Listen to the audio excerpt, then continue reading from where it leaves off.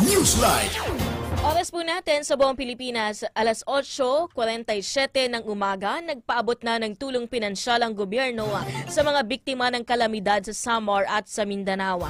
Ayon kay Department of Social Welfare and Development Spokesperson Assistant Secretary Romel Lopez, umabot sa 537 million pesos emergency cash ang naipamahagi sa mga pamilyang apektado ng mga kalamidad na tumama nitong huling quarter ng taong 2023. Patuloy ang pamamahagi ng 3,040 pesos para sa suma total na 123,133 na pamilya na may kabuuang 374.3 million pesos na pondo na nilaan sa hilagang Samar na biktima ng malawakang pagbaha dulot ng shearline nitong Nobyembre.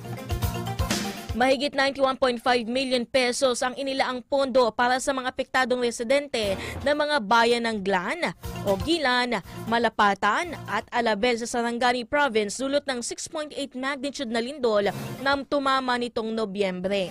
Tatanggap ng 27,180 pesos na tulong pinansyal ang 523 na pamilya mula na mga nawala namang uuwi ang bahay habang 5,687 na pamilya na may maliit na sira sa bahay ang makatatanggap ng 13,000 pesos 590. Umabot sa 12,510 pesos ang natanggap ng 4,132 na pamilya sa Surigao del Sur na naapektuhan ng 7.4 magnitude na lindol nitong December 2, 2023. Newsline.